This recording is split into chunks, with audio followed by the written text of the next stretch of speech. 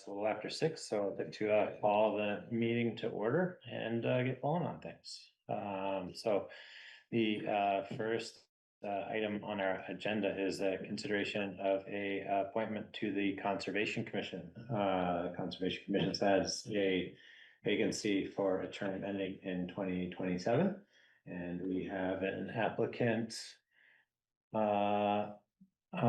who does appear to be on Zoom. Excellent. So the letter of interest for Madavi was posted to the share drive, as well as a very robust CV, which all seems very relevant to the Conservation Commission. So with that, I guess I would be happy to pass it over to Madavi for a brief personal intro, I guess, and summary of your interest to serve the Conservation Commission. I am so sorry that I don't have my video on. My train was running late, so I hope you'll take my sincere apology. And if I can talk long enough to get myself into my home, I will turn my video on. But otherwise, I promise well, I think you can actually find anything you need to with regard to my visuals online as well.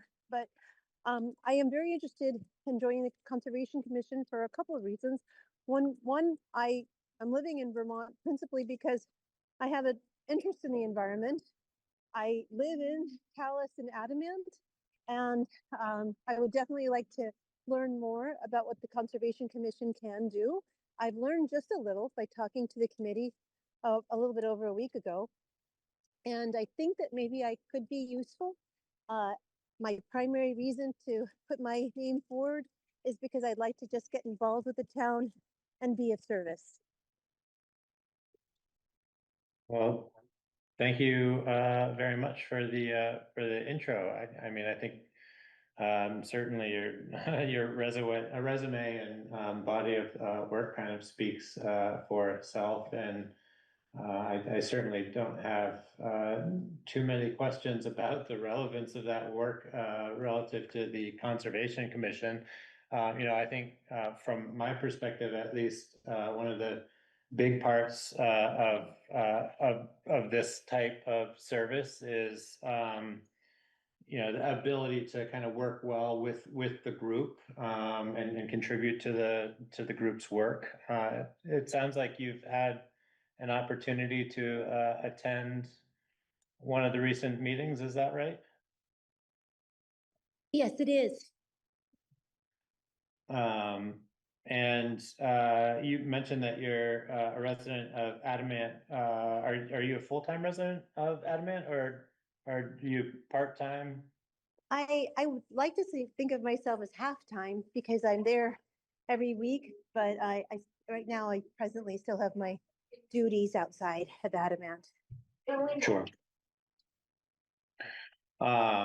So I think with any kind of schedule like that, it's obviously made a lot easier now in the post-COVID area when we have resources that kind of facilitate participation remotely. But one of my concerns, I guess, would be any concerns you have with being able to kind of attend on a regular basis and participate in their conversations. You see that being a challenge in any way? No, I don't think so. The meetings are monthly and I can be in person, but I'd also like to hope that I could be a little more just active than just participating in the meeting. So I would not take on this role with the anticipation of being a non-participant, if I can put it that way. And I will be on video shortly, so bear with me. I'm headed in right now. No problem. No problem. Are there any other questions from other members of the select board? Often we get a recommendation from the commission. Yes. Do we have anything from them? I did touch base with Neil today, and he confirms Madavi's participation in one of the recent and said meetings, and said that it was a great conversation, and she brought some really interesting ideas. She wasn't able to attend the entire meeting. And they had some opportunity to kind of discuss the appointment, and he had the sense that everybody felt really positive about the addition to the group. So Thank you. I'd stop short of saying that that was an explicit endorsement of the entire board, but everybody seemed to seem pretty favorable. We didn't get any negative feedback. No negative feedback at all, by any stretch of the imagination. Hi there. There's. Hi. Hello. Uh-oh. Reverb. There you go. And Barbara has a question. Oh, you're on mute. Now you're muted. Sorry. Okay. If you wouldn't mind, I was just kind of curious, just because in my conversation with Neil and another member of the commission, who mentioned that you had some specific ideas and ways that you could potentially contribute to their work. Would you mind speaking to any of those by chance? Well, actually, there were a couple of topics that had just come up on that evening, and my interest was just in learning a little bit, but also how you can get greater community involvement. And I think the only initiative that was voted on that evening was specific to funding or providing a letter of support for funding for a publication that comes out annually. Forgive me, I don't know the name of the publication. Those things I got. Right. Yeah. And what they were thinking about is how do you get more community involvement with regard to things like the preservation of land, especially if that land is being given for a tax benefit to the owner. And so we were just talking about the policing of that and where that potentially could come about. Another initiative, if I'm not mistaken, was just trying to figure out a vision statement for what people in Calais see for the future. And I bring this up because a town that I lived in, Brewster, Massachusetts, on the Cape, did a visioning for their community to engage the general community into what the future should look like, how individuals in the community could participate in that particular vision. And then it gave the select board there an opportunity to then create a strategy that involved all the different committees. So that was just something I brought up as to whether or not that's viable or something that others would want to do. And that, that's obviously not my it's not my push, but I just thought that might be an interesting thing to look into, primarily because I think as we look forward, I think there's going to be more interest in environmental protection. Vermont is fortunate to have such a limited population. The population actually assists, but the economic circumstances of Vermont may make a trade-off from time to time for what's environmentally beneficial to what's economically needed or financially needed. So the vision statement or vision process may help with that, so people can understand where they could actually maybe mitigate that trade-off a little bit. Okay, those are important issues. All right. Yeah, I don't have any other questions. I think, actually, there's a question on the. Oh, Screen. Barbara has a question? Yeah. I don't have a question, but I can say that when Neil and I were emailing back and forth over the last couple of months, and we finally got this appointment ready to present to the select board, I had asked Neil to, this was after Madavi had met with the Conservation Commission, and I asked Neil if he could either attend tonight's meeting or if he couldn't, to please submit something in a recommendation in writing. He did say he would be here. So in his absence, I will tell you that he enthusiastically supports this appointment. Thanks, Barbara. Thanks, Barbara. I might have undermined that because I spoke to him about an hour before and told him not to come because it seemed like a pretty straightforward recommendation, and he represented as much, Barbara. So thank you for your efforts and soliciting that feedback. I do apologize for the length of my CV. I've never been very good at writing a resume, and it's really painful to try to figure out what's needed and what's not. So please know it's not meant for any kind of gravitas on my part, but more so because of a limitation in my capabilities. No, Sounds like a Mark Twain quote. Yeah, not at all. Do you have any questions for us, Madhavi? No, I'm really excited to hopefully participate more in the town and get to know the town. I mean, in all honesty, I've been living in Adamant, but the only real socialization experience I've had is with the co-op, and because I live down the street from the co-op, and I think that it would be nice to have more neighbors. How about that? Great. Yeah, absolutely. Well, very good. I don't think that this probably warrants too much more discussion. And I'm kind of getting a sense of some decent consensus here. So with that, I would like to entertain a motion to appoint Madhavi to the Conservation Commission for to the vacant term, for the balance of the vacant term that ends in 2027. So moved. Second. All in favor? Aye. Aye. Any opposed?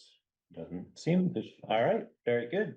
Well, congratulations, and also thank you very much for looking for this opportunity to volunteer within the community. We're looking forward to your contributions. Well, if I may give the thanks to Barbara, because she's the one who sent me the list. So thank you all very, very much, and have a wonderful week, and I look forward to seeing you in person someday soon.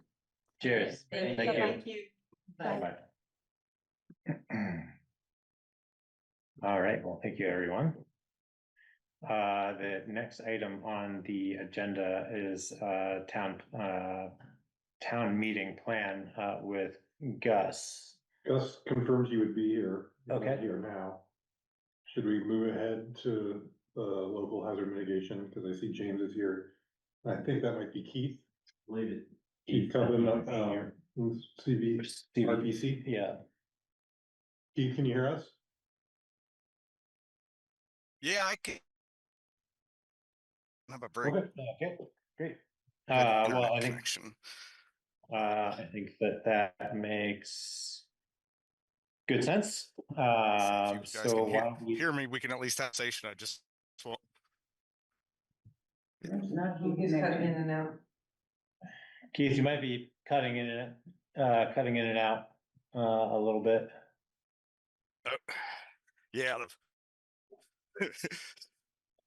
I've got about for whatever reason the Wi-Fi is not working where I'm at. That's better. It's okay now. It sounds better now. Maybe just sit right on top of the router if that's a Yeah. possibility. Okay. Let's see. Is this any better? It is, yeah, it has been Are you being here. able to hear me?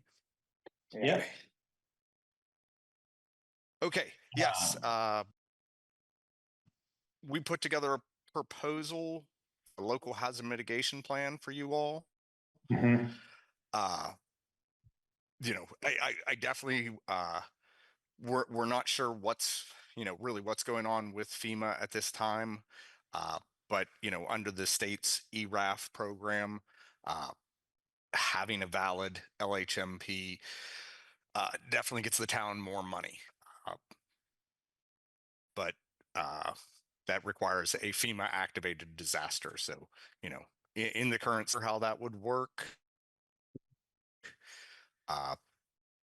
But yeah, I mean, I can try to answer any questions you all may have to the best of my ability, and the best the internet will allow us today.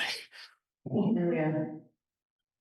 So we had talked about this previously. Yeah. When we brought forward a budget, and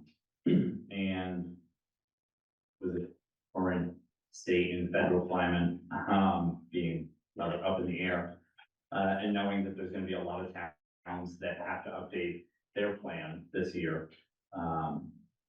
My thought process was if we could get it to Keith and his team sooner, the better. Our due date is October 10th, if I remember correctly. And I asked Ari his opinion, he agreed. I know that the money isn't there until after the vote on town meeting day, the Bruce town budget, which is why I wanted to talk to you guys and why we got the official outline from the Regional Planning Commission, as they'll be the ones doing the vast majority of the heavy lifting on this. Okay, so my understanding was that one of the main reasons, as Keith just referred to do the update was because it frees up funds. And was he also saying that that's all up in the air and we actually don't know whether it would? So we'll still be eligible regardless of what's going on with FEMA. If we have this, it'll make the town of Calais have the ability to get more funds. These have to be redone every 5 years. So we get ours done and we'll have 5 years to figure out what's going on. And then it'll be in place at least if something does happen, God forbid. And leave the town eligible for a larger sum of money. And it does appear that there have been some changes in the last 5 years. Yes. If I understand it, we're talking about, federally designated disasters, FEMA. Right. And I think what Keith was referring to is we don't know Right, what FEMA's. what FEMA's gonna do in the future. However, given the scale of a potential disaster, we're gonna wanna have a plan, whether that's in 27 or post 28, you know, but. Right, I mean, if we had another flood like 23 and, Right. you know, didn't have this in place, it would be a disaster. Disaster. Right. And then you meant Yeah. the planning before the disaster happened, Right. which is a good thing. Yeah, So, yeah. So we had a lot of this conversation on the committee before we put our budget together. Okay. There was some opposition on whether or not we should do it or not on the committee because nobody knows what's happening with the federal government or with FEMA specifically. But our final conclusion was we would rather have this in place if something were to happen and make the town eligible for more money than it to expire in October and then something happened.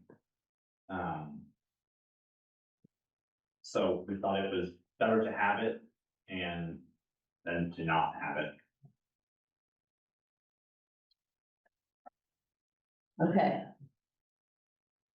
I have a question. Keith, can you describe how the billing will work? Oh, keep left. Oh, no, there you No, Can you hear it, Keith? So I asked Keith that. I've and he tried to said- put some stuff in the chat. I might be able to. go.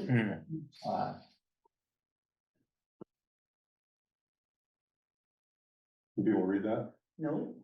So I apologize for my bad internet connection. The LHMP is good for 5 years. We don't know how FEMA will respond currently. The state ERAF program does give the town a larger share of money for disaster response from the state. The plan increases the state response in funds by 5% of total reimbursement for projects. In the billing aspect, Keith, correct me if I'm wrong, but it's a 9-part task project, and usually they bill after completion of each task, if I remember what you told me correctly. And I believe the tasks are laid out here, right? Yeah. Yeah, they start on page 23, 22, excuse me. Yeah, thank you. Jordan, yes. this is Barbara. Hey, Barbara. Very timely topic because just 20 minutes ago, VT Digger sent out a breaking news alert that FEMA's just denied flooding to the state of Vermont for flooding that happened this past year. I just forwarded that to the select board on email. Thank you, Barbara. Yeah, I think most of us who have our computers have seen that come in. Thanks for keeping your eye on that. Okay. That is timely. Yeah, I mean, I think it, a couple of questions I have, well, one, the Augustine one seems like even with without knowing what the FEMA situation, just the eligibility for the additional 5% seems like in the event of a disaster in the next 5 years, could very quickly pay for itself to cover the costs of contracting to have the the plan overhauled by the CVRPC. So that seems like a no-brainer. I guess the question is whether or not we anticipate a need to have to pay prior to incurring, prior to the fiscal The year, new budget year. the new budget year. Yeah, that, I guess that is a concern. It looks to me like from the timeline that's on page 26, Just the on last that? page, Oh, okay, phase 1 through 4 would be happening this fiscal year. And that's probably about $4,000. mhm. So that's a consideration.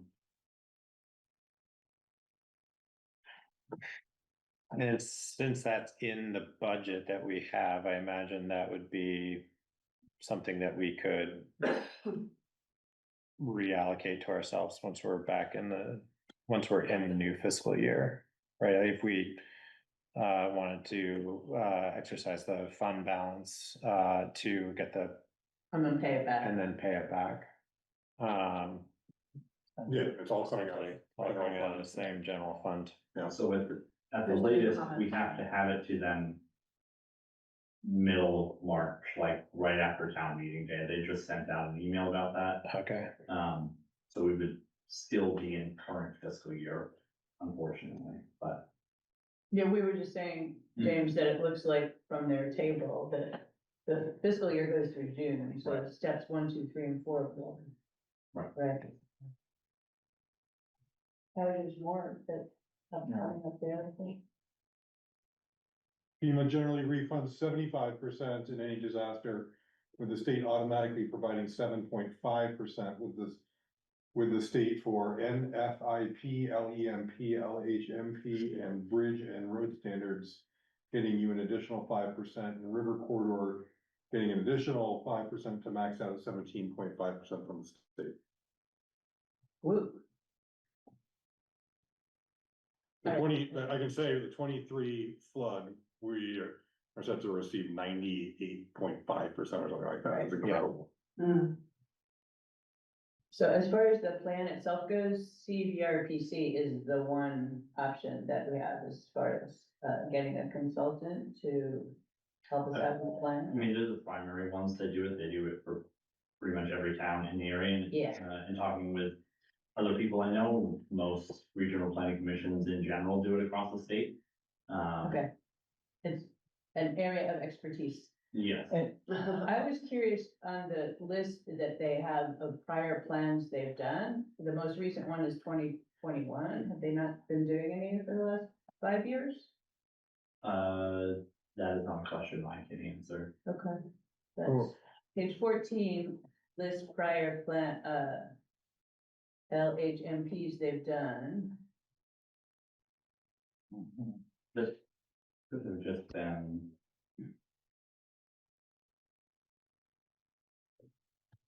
Isn't that just a timing? It's just everyone on the same cycle.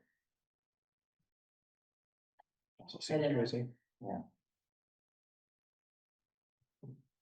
I also, this is seeing that. I'm pretty certain they did East Montpelier last year. Okay, so. They asked us for it's- feedback. It's just not updated, because they did it in 2019, so they would have wanted to do it last year. Okay. So I guess it's my understanding that like the action that we have here is consideration to accept the proposal, and that will, commit us to the program, and then at some point in the very near future here, we'll have to sort out the express mechanism through which we want to fund it for the interim until it's going to be covered by the. It'll show up on FY this year's 26. spending, and we have the funds to pay for it. It's just- I guess one other question, this is an estimate. Are there many variables in it that, things that could come up that would make it go up significantly, or are these pretty sure you've done them 100 times and know how long each step takes? Type estimate. Keith, did you hear that question?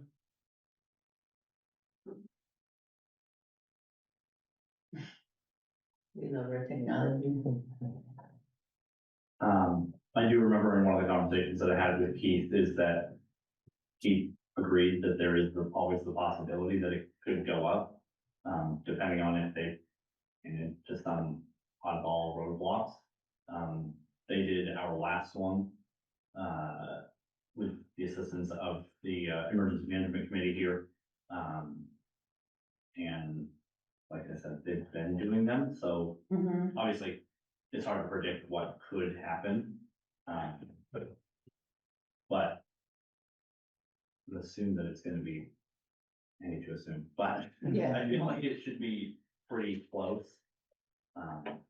James, are you planning to work with them and like oversee describe what you think your role is gonna be?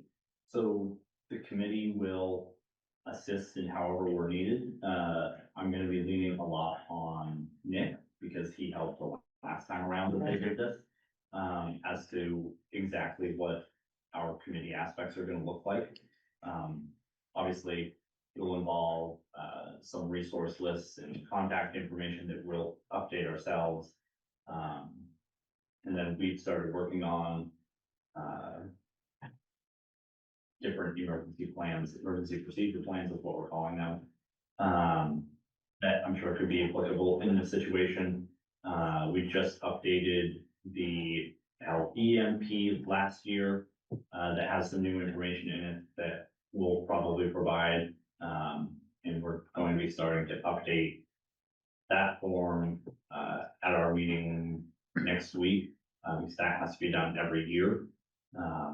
So we'll have that information to provide to them as needed as well.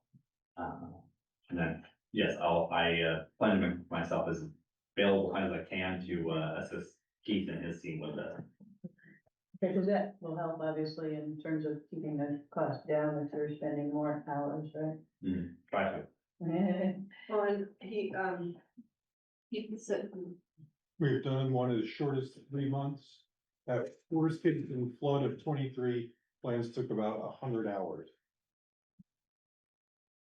Okay, and this, they're estimating 137? Yeah. I mean, if we're getting billed for every task, we'll be looking at whether they're on budget or on estimate each time, I guess, and Yeah. want to keep an eye on it as we go along. Yeah.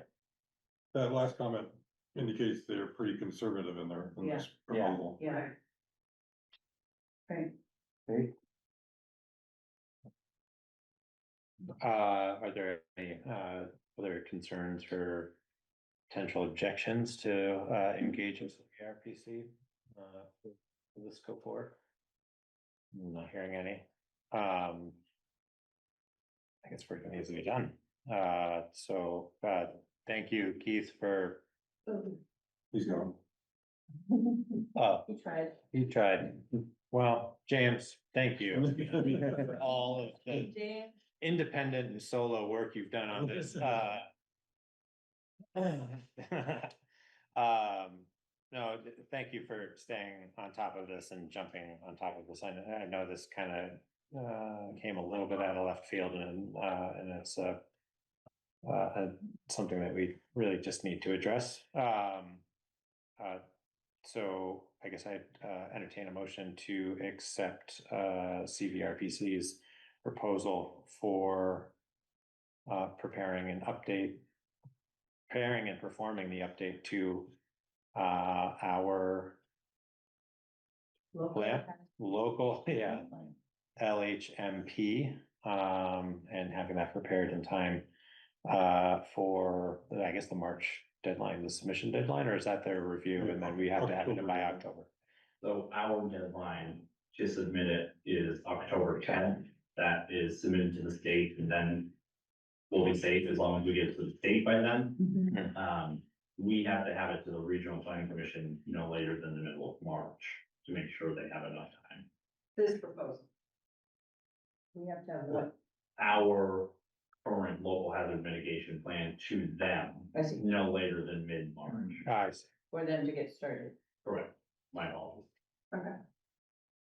I'll walk back that, So, word salad. So, a motion to accept, the proposal, to update and, prepare our LHMP, as proposed by CVRPC. So moved. Second. All in favor? I, Aye. Thank you. And thanks, Thanks, James. Yeah. yeah, Yeah, let's, good luck with this. feel free to, I guess, let us know, you know, how or whether or not you'd like to, as the process kind of moves forward and in its various stages. If you want us to just kind of do a report, we can either put them as like an administrative report, or you know, just every month or so, add you to the agenda if you want. Yeah, That makes sense. We'll be having regular meetings on the proposal. We'll put together like a subcommittee essentially Yeah. to work on it. And public meetings are part of the process too, right? Mhm. Yep. And obviously, we'll keep you guys informed through the whole process. Great. Thanks, James. Thank you, James. Yeah. Thank you. So Gus, sorry, we picked up some other business here, and but happy to circle back and talk town meeting stuff. If that works for you. I'm here. Yeah. I don't know what that on my phone, so looked at it. So it looks like one of the straightforward warnings I've seen in a long time. We tried. We'll find out whether the town is done or the one themselves after. Yeah, Yeah. To say. what are the chances? But I guess what usually makes it easy for me is just to know who among you or among others might speak to each of the articles. You know, and sometimes it's meant more than one. Usually, and I assume I will speak to some of the issues that people will raise either in the town reports or in terms of. Yeah. the select board's budget. And I'll have a short presentation about the budget like I did last time, just high level. A few notes, just so you're aware, we have a committee that vets these social service appropriations, and they made recommendations that the select board adopted, but they didn't match the requests in every case, including the library. So I wouldn't be surprised if there's some Yes, proposed amendments. okay, and who's gonna speak for that committee? You know, what can we find out between now? Do you want me to do that? I think that'd be. Yeah, Barbara, if you're comfortable doing that, that would be great, I think. Add some continuity. Then there's Article 9, there's a new reserve fund, real estate acquisition fund. Mhm. Who wants to speak? I'm happy to speak to that one. That'd be Jordan. Yep. And then Article 12, we're proposing a change in how tax payments are recognized, property taxes. We've had issues with postmarks in the postal system. So we're proposing to no longer recognize postmarks. The payments have to arrive at the office. And we're not That the could- only one. that- Barry did it. It was in the paper. That could be a colorful conversation. Yeah. For clarity, that's also how voting works. It has to by the time you postmark. I got that question a few times today. I didn't even know that. Everything else, I think, is pretty familiar. Yeah, and I assume Jeff Dean will speak to the library. Yeah, I believe so. Yeah, he's the vice president.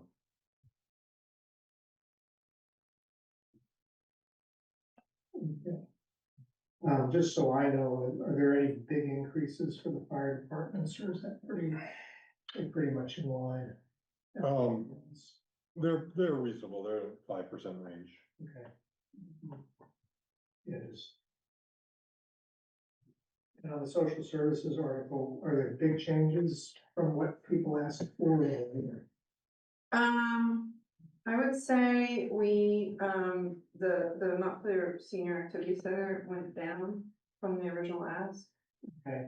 And we accepted the Twin Valley Senior Center increase by 1,000 from previous year. And it has been some consistent increases, so we were feeling like yes this year, but we're gonna be looking carefully at it again next year. Yeah.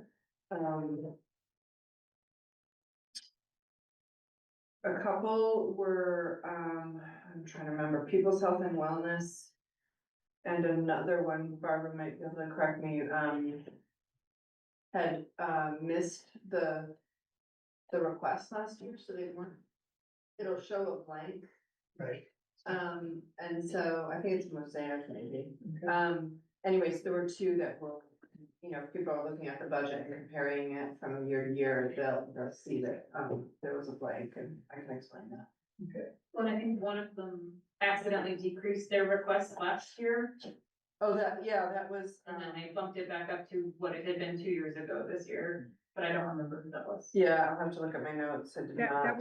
That was Central Vermont Home Health and Hospice. That Yes, thank had an you. error in their request last year. And another one, Barbara, that we trimmed from the request was Prevent Child Abuse Vermont.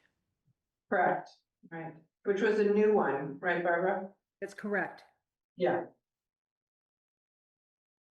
Kara, you had mentioned the Central Vermont Economic Development.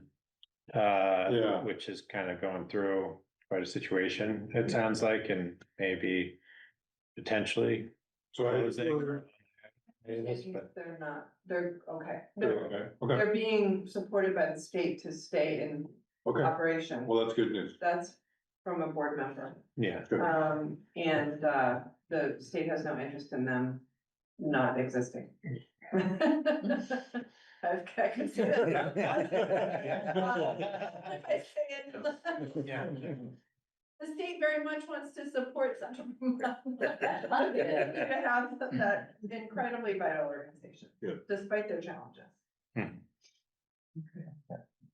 Any feedback you wanna give me at all in terms of just how the meeting gets managed?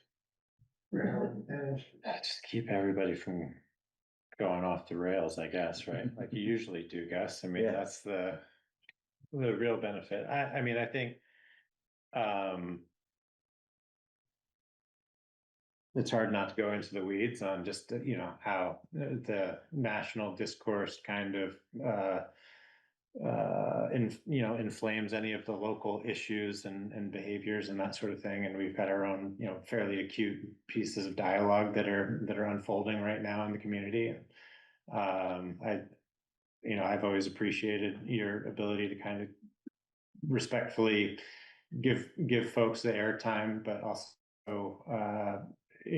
keep things moving along. And I hope that, you know, we can continue to do that this year. I think the last couple of town hall or town meetings have gone pretty well, actually. And there's been some decent conversations, but been able to move through them without too much offense. I hope that is the case again this year. I will find out. Yeah, I think good chance that somebody will be upset about something and. Yeah. There's much to be upset about, so. There's a lot to be upset about.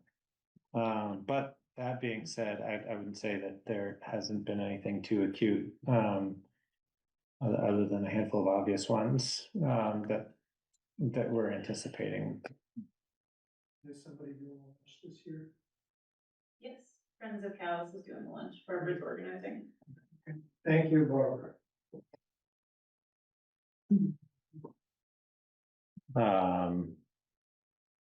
And then the big question, Gus, I guess, is your very natural desire to transition out of the role. Yeah. And which is very understandable. But that leaves some pretty large shoes to fill, and also the awkward timing of, do we have to appoint the following year's moderator during the meeting or? My understanding of how we've done it in Calais is that we elect on the floor day of. Okay, There are towns that, Town clerk agrees. there are Yeah. towns that actually warn an article, elect the moderator for the year ensuing, meaning the following year. Hmm. And you have, since you haven't warned that, I think you just. The word ensuing is in our article. Right. Chris and I both did homework separately, and we Okay. both came to the same conclusion that the person who is elected at the start of our town meeting is the person who will start the town meeting. Until the next. Yeah, annual until the meeting. next annual. So anyway, you know, I've talked to various people over the years about their interest in doing it, and most people have said no. Trey Martin might be interested. Hmm. And he'd certainly have the skills if he wanted to. People have suggested Barbara in the past, 2 years ago, I wasn't sure I'd be able to do it. I think it may be problematic for earlier on us to that board. And the select boards. You wanna switch? We could switch. Jeez, Barbara. The seat's hardly gotten warm yet. Sure. But anyway, anybody has ideas? I'm happy to talk to people what it takes to. I haven't seen a card for it this year. I don't know if you got one, Tegan, the League of Cities and Towns usually does a training for moderators, and I would imagine they now have lots of video material. I remember the last time I went to one, they showed a video, this was 15, 20 years ago, of a moderator just digging the hole deeper and deeper. So I certainly can tell you how not to do that. And I'd be happy to talk with anybody who wanted the job. Who's trying to get prepared. Does it make, well, just being proactive about this over the, I guess we have some time, but I do think we need to be proactive. So Yeah. that the person can really feel good about it. about Yeah. the Possibilities, so. Yeah, Yeah, so if you have any other ideas, bring them forward and we should be thinking about it a lot, yeah. considering it amongst. I think between temperament and familiarity with like the Yeah. Roberts rules, those are two pretty large ones. Do we officially conduct the meeting by Roberts rules, or it's Roberts adjacent kind of?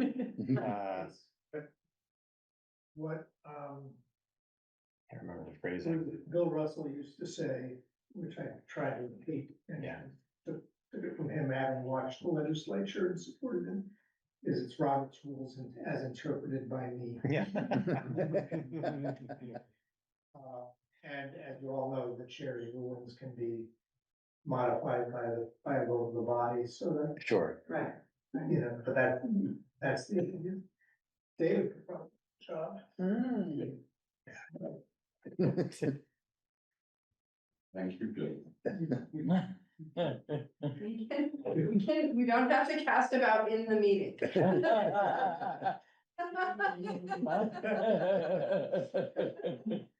The training was at the end of last week.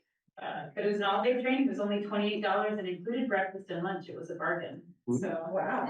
We'll send- We'll have to put that on the list of, I know. you know, for advantages. Perks, yeah. Yeah, perks. Well, are there any other questions about town meeting that we want to kind of cover?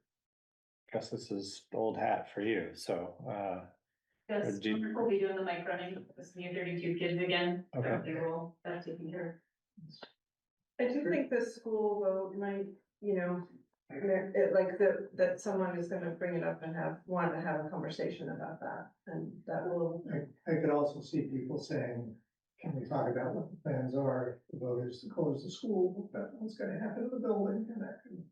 yeah, and so, the intention, tonight actually is to spend some time as a board working through a little bit of that, dialogue and,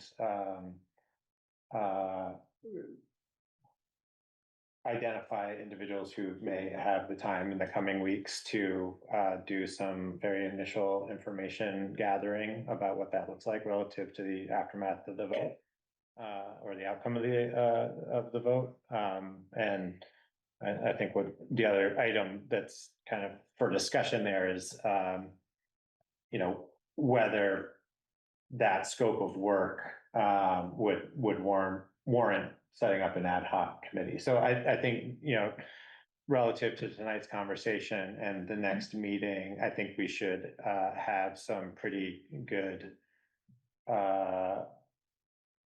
a pretty good sense of how we want to move through some of that decision making and planning.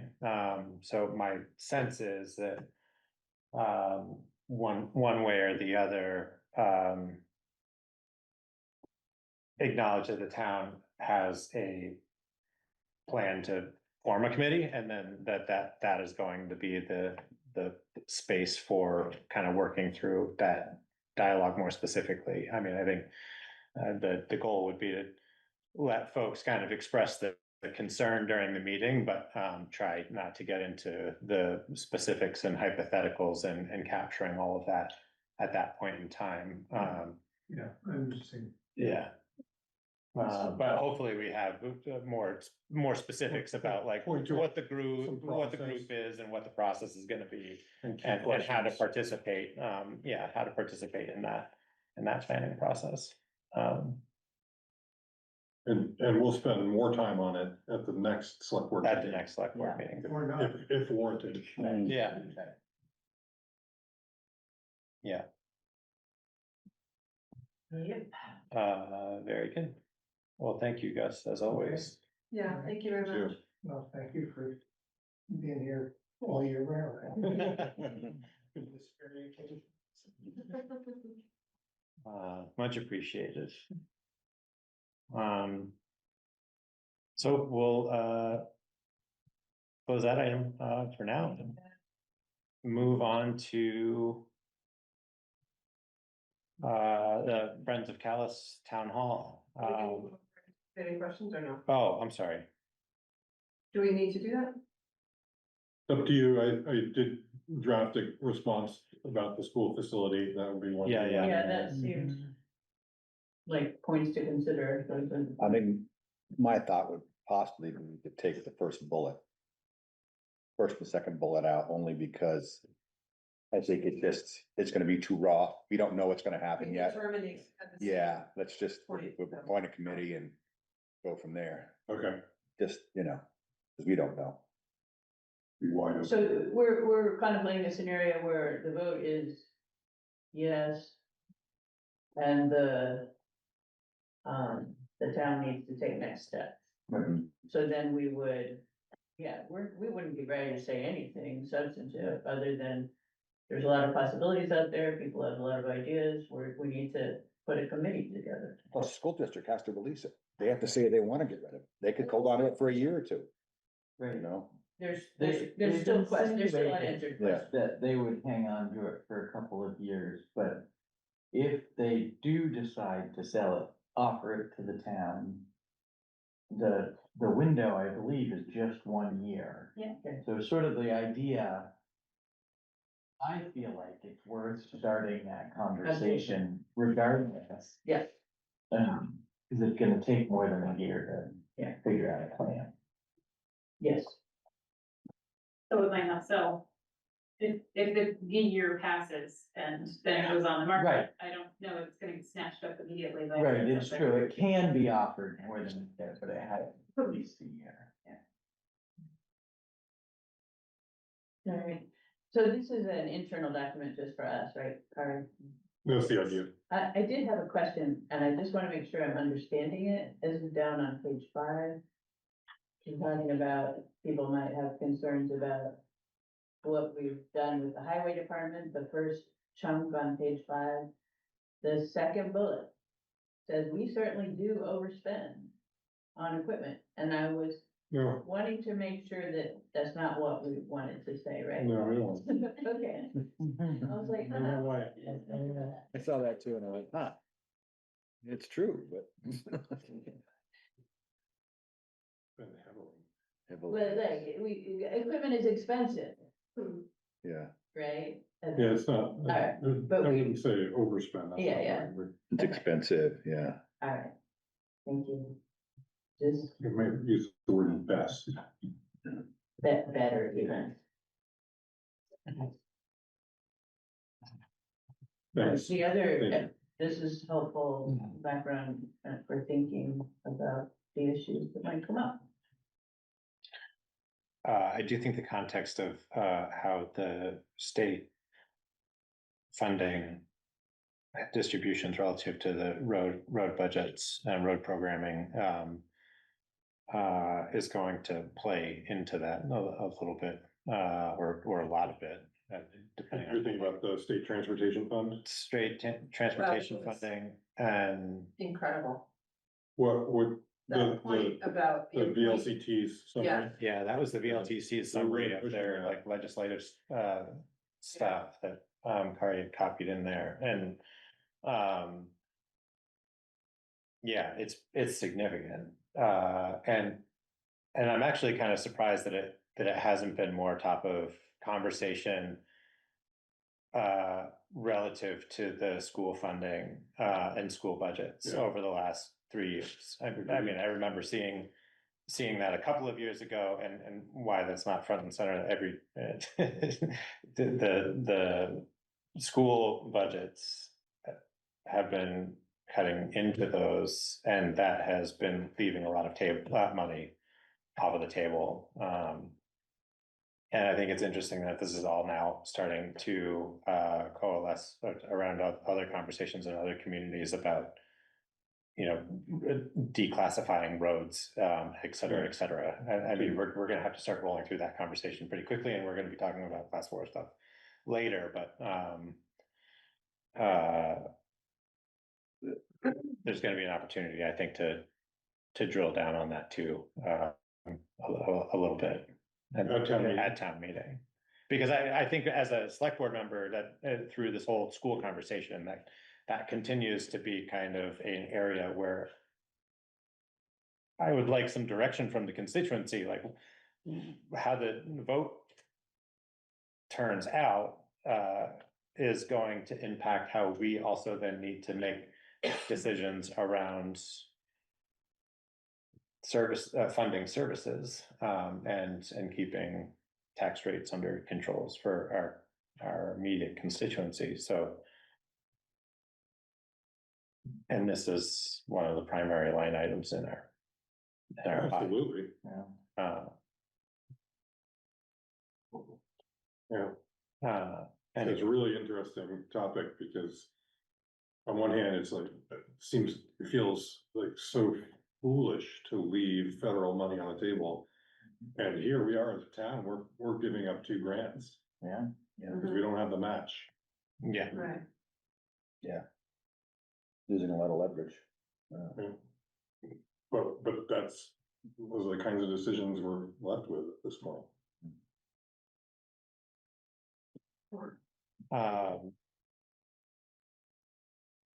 So as far as allocating who may want to speak to these various items, when or if they come up at all.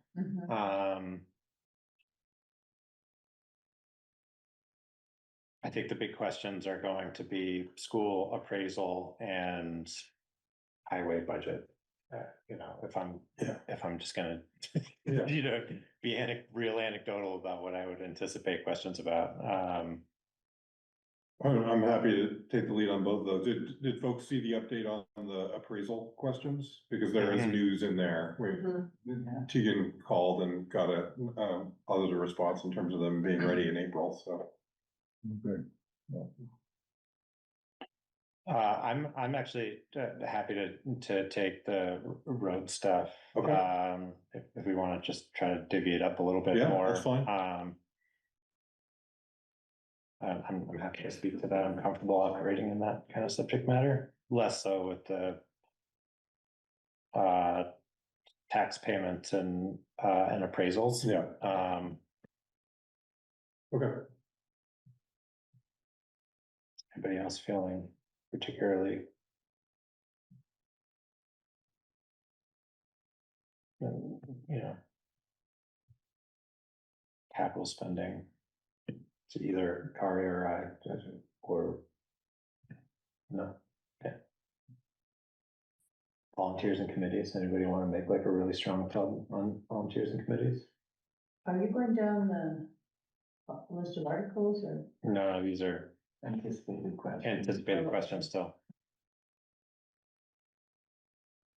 All right, what are the questions about volunteer committees? Status of the town plan, adoption. So give that one to Jared. Here's Diane. He'll be there. I mean, I guess maybe there might be some questions about staffing, but I don't know. I don't think so. I think there could be questions about speed limits. Uh-huh. That's keeps coming up. I have a number Yeah. of people who nudge regularly about County Road and say, when are you gonna talk about that again? No, okay, well, fair. About raising it or lowering it? When I was a kid, it was 60. Get past. Yeah, no, I know. Yeah. Do we have a question about that in here?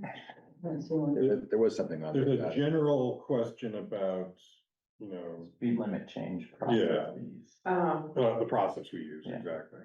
And then there's the point of us increasing the budget for sheriff patrol and utilizing data that we have available to us. I'm trying to do that, hasn't worked out yet, but. So one, Yeah, Tegan. Yeah, I just wanted to say, Kari was reviewing accounts and dollar amounts and budgeting things with me last week, and I noticed that we made a lot more this year in fines from the sheriff. So whatever they're doing seems to be working, because it was significantly more than we anticipated, or that we had gotten last year. So that was interesting. So, and were these for exceeding the posted speed? Most of them, yeah. It's every time we get an invoice, it says what they are, and then in the town report, there's the list of all the different things, but speeding is usually the majority of it. I've been looking at the reports and basically you have to be over 15 miles an hour over the speed limit, or they'll give you a ticket. Yeah, the rest are warnings, right? Yeah. If you got something else wrong with your car, they'll fine you too, but which is quite high. I think it's 15 miles an hour before you get a Go ticket. fast, yeah. Yeah. All right, thank you, Keegan. So that's part of the overall approach. Yeah, and I guess I'm happy to speak to that as well. I've got plenty of line of sight on the process of going through that. There's some evolving recommendations on how to on how to set speed limits, but I think we have a process. It involves doing time studies or doing traffic studies and largely also funding enforcement. And we're, I think, staying on that path and being responsive to community outreach is about as good as we can be on it. just for my own information, the speed limit signs that we have that are solar powered, some of them are on and some aren't. Is there a method to the madness? I think they're probably just not on because they're not getting enough charge. Yeah, this I think time of that's year. true. I believe the one on West County Road does not function. Correct. That needs work. But I think the other ones work. It just doesn't Okay. matter how much solar gain they're experiencing. Okay. I mean, the batteries are frozen because they don't have enough solar gain too. But you're saying the one on County Road is not working, or West County? Yeah, they need to repair it. Okay. Toby has contacted the vendor about that. Okay. Right, well, I want to be kind of mindful of time here. Can we table, any more discussion on this, move on to the next? David is here. So RDU scooter. Linda's here. Yeah, Linda's here. Great. I can sort of kick us off, Yeah, That'd be great, if that's Barbara. okay. please. Yeah, I want to make sure, folks know, yes, David is here, Artie and Nancy are online, as well as Linda Michelle, who's our new board member on Friends of Calais Town Hall. We're so glad to have her. Welcome, Linda. So I've now been, acting as the select board liaison with the Friends for a few months, and, there's been a number of, meetings, and we just had the annual meeting was that last weekend? That's time warp. And that was a great, update for the various, aspects of the work, including governance and, review of, accomplishments and starting to talk about plans for the next year. One of the major tasks, before us was to look at the management agreement and get that signed. We have, that was in the select board's folder, so I don't know if anyone has any specific questions about that. We did focus on sort of, I wouldn't necessarily call it low hanging fruit, but some of the priority issues that the select board had identified. And left some others that are sort of a longer term discussion to work out over the coming year, but sort of committed to updating the agreement before the next round. But we would appreciate the board's consideration of those adjustments to the management agreement and getting it signed and move on from that. Just, I think everyone knows that Cliff Evans unexpectedly resigned from the board, and the chair position is currently open. Carol Beatty has also indicated her intention to resign in the next month or so. She's treasurer, and I believe Nancy has offered to take on the treasurer role, but officers will be elected at the next meeting. There is work going on, so the slate of board members has been renewed with the addition of Linda, and which is terrific, and they are continuing to recruit for additional board members. Meeting monthly again. And there also is a web site in motion that Cliff had initiated work on with assistance from the rest of the committee, the board, and we're now looking at how to streamline that so that it's both functional but also not overcomplicated, so that it's not something that too arduous to maintain. So before I don't know if there's any questions on the management agreement in particular. And if David and Artie and Nancy and Linda want to say anything else. But for the select board, do you have any concerns or questions about the management agreement as it's modified? So the version that we have that was shared through the share drive with the edits, those have been reviewed by the Friends. Yes. I see. Correct. Gotcha. All accepted. Yeah. Great. The Go ahead. the rates seem very low to me.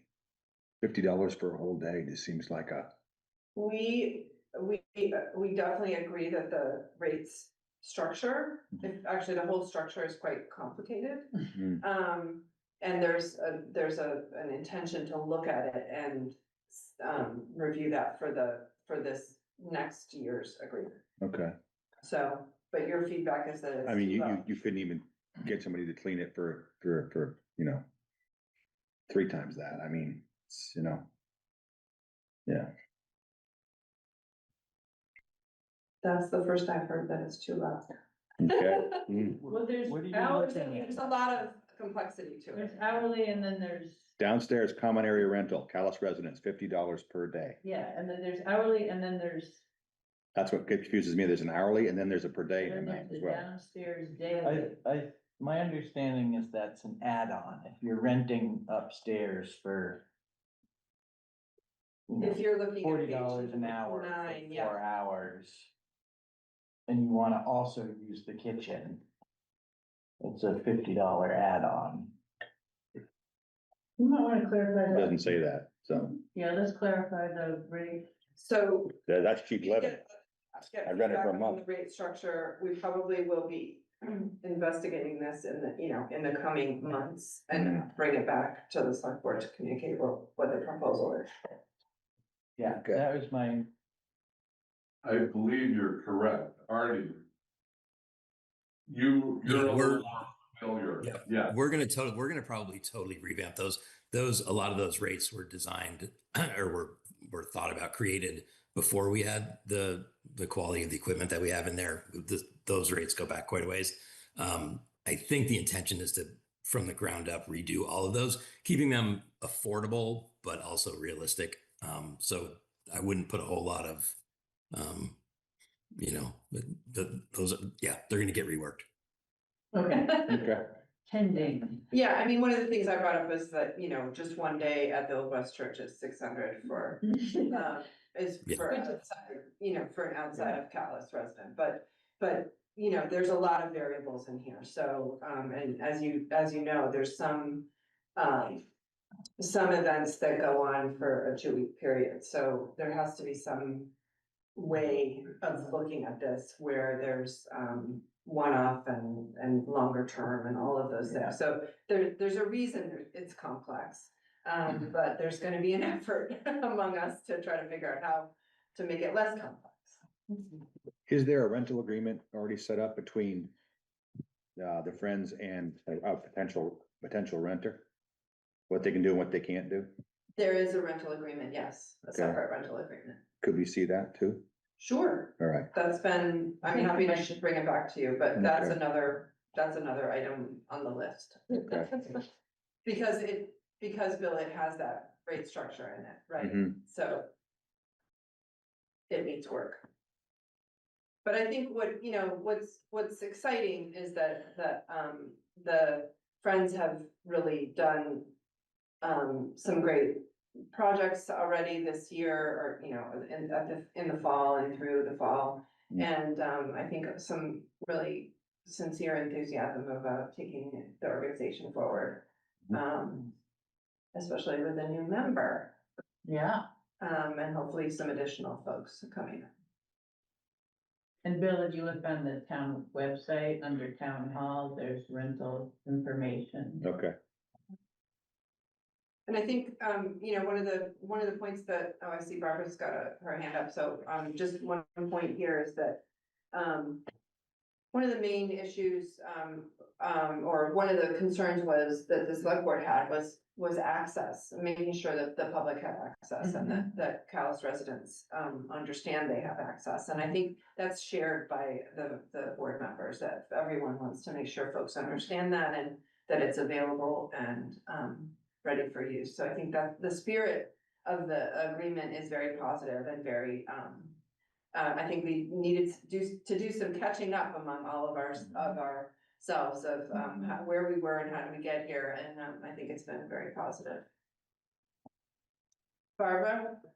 Yeah, and just a reminder, in addition to the rental agreement, there's also a usage policy, which was developed under the previous select board. So this select board might want to take a look at that again and refamiliarize yourself with it. Right. Yes, and the three things don't necessarily, align, so that needs work. Anything y'all want to add at all? David or Nancy? No, I think the rental agreement is the big one, like the rates and trying to simplify the rate structure. That's a big one. The other one is getting the website where we want it. Cliff was the lead on that. So we're catching up on what the website's going to look like and what it's going to do. And I think maybe simplifying that as well, to have a calendar that people can see and make requests for the space through the website. Right. Well, thank you, everybody, for the work on this. I mean, I think just getting reestablishing lines of communication, the board has been going through transition. There's obviously been a lot of projects upstairs and trying to kind of proof out how do these things all finally come to kind of fruition. So that's all really encouraging. I think having an updated agreement that all parties seem to agree on is great, and there's a plan for revisiting either the appendi or supplemental policies to make sure that there's continuity there. So I really don't see any problem with personally with approving this contract and get it in or agreement and getting it into place and activated and kind of staying the course on this line of kind of collaboration and where we run into hiccups or revisiting certain issues, we'll put it on the calendar. Probably too early to say that there's like any particular timeline on revisiting those policies. That Well, I think we're meeting on the 17th, and that will give us a better sense of the timing, because there's a number of demands, and fewer board members. Yeah, well, so in our like reports area of our agendas, we generally have just kind of like standing check-ins with various entities. Would it make sense to just have like a alternating like monthly or every 2 meetings, just have an update from I think whatever friends? whatever folks want is totally, I think people are open to that, no problem at all. Okay, yeah, that sounds good. Absolutely. Yeah, sounds good. All right. I think We're in a rebuilding mode, Yeah. obviously, the volunteer thing is what we're grappling with. Yeah, And the we- understaffed and Right. underfunded. We've gotta rebuild. Yeah, and I don't want to make it sound like I'm trying to set anybody to a fixed schedule. I mean, I want the Yeah. frequency to make as much sense No, as your ability to process through the scope of I work, think so. it makes sense Yeah. to keep checking in. Keep talking. Yeah. Yeah. Totally. Sure, all right, that sounds great. So yeah, thanks for what you've accomplished thus far. Do you want a motion? Yeah, so I think with that, we can entertain a motion to adopt and sign the area agreement. That's it. Has area always been in there? Should we take out area? Where does it say that? It's right in the header. Agreement regarding the management services for the Calais Town Hall. That's funny. Yeah, well, one of those things. Gremlins. Okay. Anybody want to make that? I move that the select board approve and sign the agreement regarding management services for the Calais Town Hall. As amended is in front of us. Second. All in favor? Aye. And none opposed. Thank you very much. Thanks, everybody, for the time. Thank you. Thank you. Thanks, David. Yes. All right, thanks, everybody. Thanks, Artie. I'll bring a clean copy till the next one. We'll sign it. That sounds great. Thank you very much. Tax sales. All right, I guess Sandra's here. Got a couple different topics, actions asking you to take up. But as far as background goes, Sandra's been our delinquent tax collector for quite a while, I believe. And but it's been a couple years since we've done a sale, and there's new legislation in place. And at the same time, the attorney that we've used for many years, Gloria Rice, left that part of her practice. She's not doing tax sales anymore. So we needed someone new. We reached out to SPNF, which is our town firm, and David Ruff is the attorney we spoke with. He's done quite a few sales, including under the new law. So the first topic is just following through on the last sale in 2024. Very small parcel sold to the one bidder that showed up at the sale. They paid exactly the back taxes. And we just need to follow through and, create the tax collector deed and finalize that purchase. It was purchased by the abutting landowner, so it was very clean. So by we, you mean we have to get a lawyer to do this? Yes, and Dave will do it for between $210 and $420. He thought it'd be closer to the $200. But we need Okay. approval to follow through on that. And the town pays him to do that after, well, I guess we received the funds. Sandra, do you want to speak to that? I've never been through the deed part. You're on mute, Sandra. Can you hear me now? Yes. Gloria Rice was the attorney doing the town's tax sales for years. Once the legislation changed, she resigned from that particular part of her practice, as Kari said. And that took place right after the tax sale that we're speaking about. But in order to finalize that tax sale, the 1-year redemption period had to pass. Okay. And it has. And in the meantime, we have not had any other tax sales and have not, did not have an attorney to finish off that particular sale with a deed from the town via the delinquent tax collector to the successful bidder, the adjacent landowner. So that is a legal document that needs to be prepared by a lawyer. And as Kari said, Ruff will do it and complete that sale. Got it. Thank you. Well, that seems pretty straightforward. It needs to happen.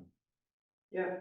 You need Even with a reasonable price. But Yeah. For legal services, yeah. And yeah, they certainly for legal services, and it also seems like kind of extenuating circumstances. I assume, if we contract Rough for the rest of these, they'll kind of trigger the follow-up automatically, once the 1-year ceasing period goes by. Or is that a process that we should be tracking internally somehow? No, he'll track that if he handles the sale. Yeah. That 1-year redemption was something I didn't understand until just now, so that's You got that, okay, Right. yeah.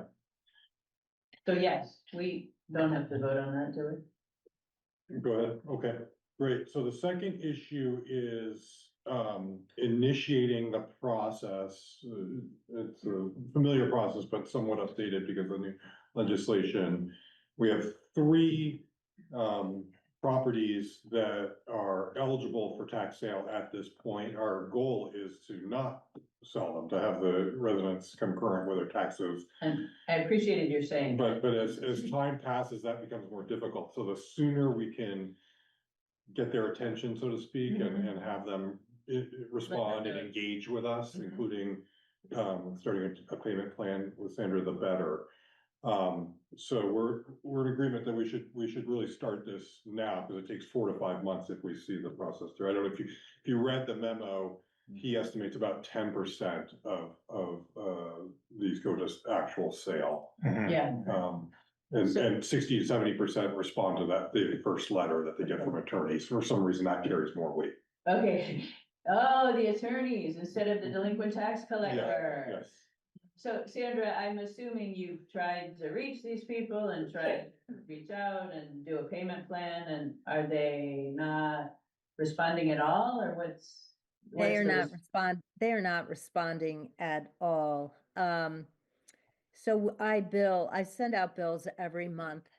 I offer a payment plan with the initial bill that comes after the tax effort is closed, and that is in December.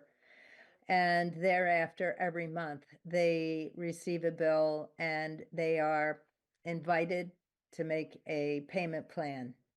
So these folks have been delinquent for more than a year, which is what the statute calls for. The month before the 1 year trigger passed, I sent them there were 5.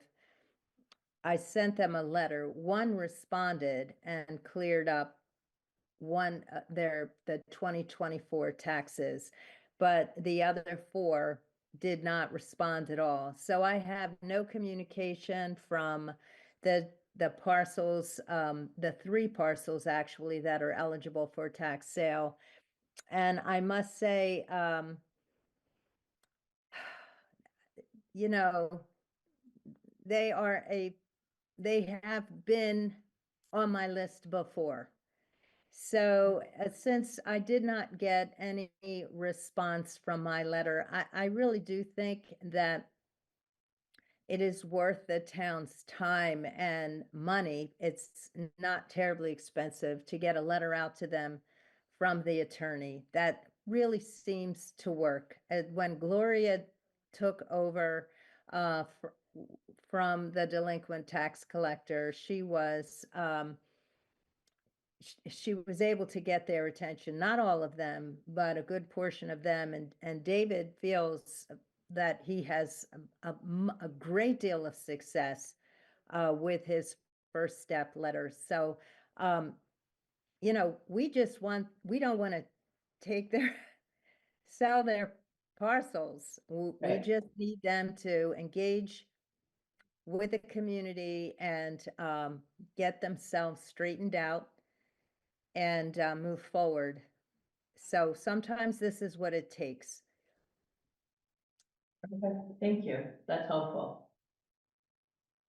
Yeah, and Sandra, I'd like to thank you. I mean, I think you do a remarkable job, I think, being very consistent about this and making sure that everything is documented well and well organized. I think from my perspective, at least, that I think it's important to kind of treat these both, with a focus toward the community, but also with some equity, so that And compassion. we're compassionate but also consistent and how we kind of move through this process. And I think we're at a spot now where it makes sense to take the next step. And Well, can I say that we did make a point to Attorney Ruff that these parcels are all owner occupied. We are not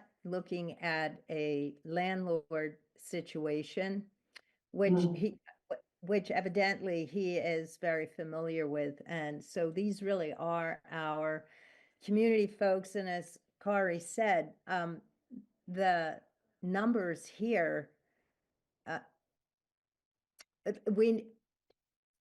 once they get beyond a certain point, there's almost no hope for a person to dig out of a tax sale should there be a successful bidder. It's just going to be too much money. And as much as I hate to scare them and turn this over to an attorney, I think the numbers as they are, this is the tipping point. They do have a potential to get themselves straightened away. And, we want to work with that. And Kari made that very clear with Attorney Ruff, that is the goal here. Not, we're not dealing with landlords who are just simply not paying their taxes. These are our community members.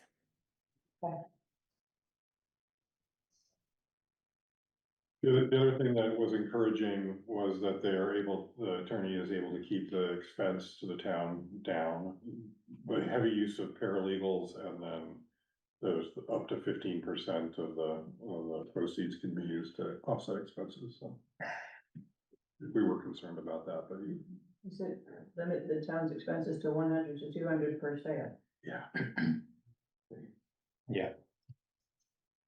So we have a couple of actions to consider. The first one being the approval of SB and F to complete the presently outstanding 2024 tax sale documentation. I think we just agreed that we didn't need a motion. Oh, we on did that. need a motion on that? Okay. I think that's okay. You wanna do it just in case? Oops. Yeah, I think that. Alright, I Makes move sense to just- to approve SPNF attorneys to complete the 2024 tax collector's deed. Second. All in favor? Aye. Aye. And none opposed. And the next one would be the approval to hire SPNF to They gave us language for this.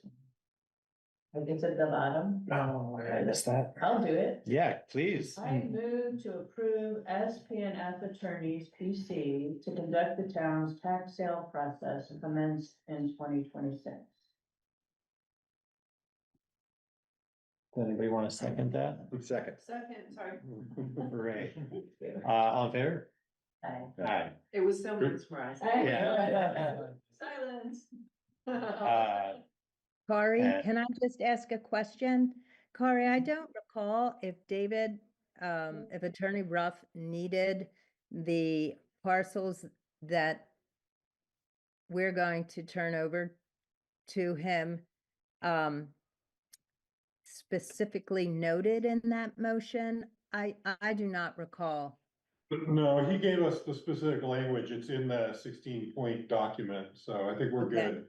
All right. He does want to see it in the minutes, so tomorrow I will email him and copy you in, letting him know we've got the approval, and then he'll get the minutes as soon as they're prepared. Shayna, you got that motion language in your minutes? Yes. Okay, thank you. Thank you, Shanna. Very good. Anything else, Sandra, that we can help with? Nope, this was great. Thank you. We appreciate it. Thank you. Have a See nice ya. night, everyone. Thanks. You too. Thank you. All right, so moving on with the agenda. So we have a public period of comment for anything that is not presently on the agenda. It's like there are few members of the community on Zoom and Nick, but no, okay.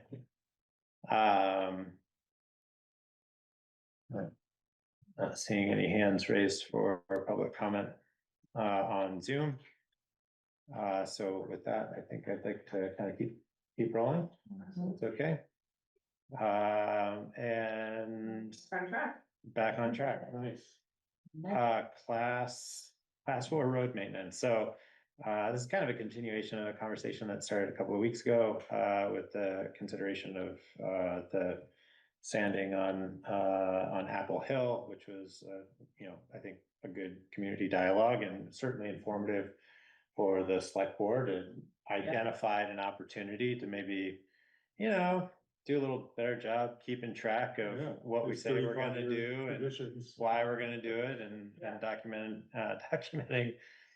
policies that may need some touching up. Anyway, so with that, there was some homework to kind of get a little more context around what our class 4 practices are and what our regular maintenance requests are.